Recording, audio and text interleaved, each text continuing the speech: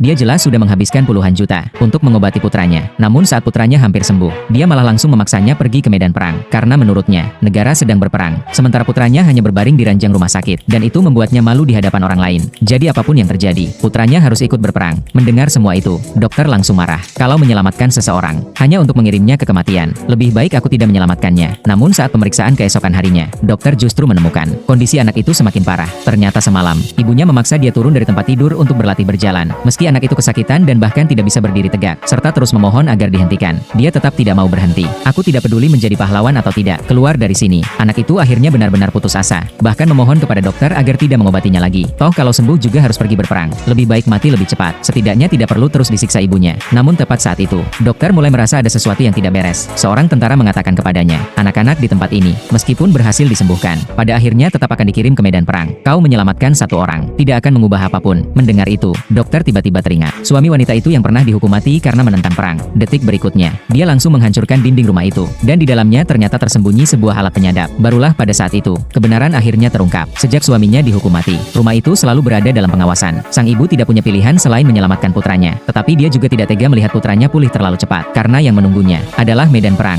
Jadi dia hanya bisa mengobati putranya sambil berpura-pura memaksanya pergi berperang. Untuk mengulur waktu dengan cara itu, meskipun harus dibenci oleh putranya sendiri, dia hanya bisa menanggung semuanya dalam diam. Setelah mengetahui kebenarannya, dokter kembali menyalakan alat penyadap itu, lalu sengaja meninggalkan surat diagnosis. Anak ini mengalami cedera yang serius dan membutuhkan istirahat jangka panjang. Berapa lama sampai perang ini berakhir? Setelah itu, dokter mengembalikan seluruh biaya operasi, lalu pergi. Dia tidak bisa menghentikan perang, tetapi dia berhasil menyelamatkan ibu dan anak itu. Namun beberapa waktu kemudian, dia kembali melihat anak itu muncul di televisi. Ternyata kali ini, dia sendiri yang memilih pergi ke medan perang. Aku pasti akan hidup dan kembali, karena nyawa ini adalah nyawa yang diselamatkan oleh dokter.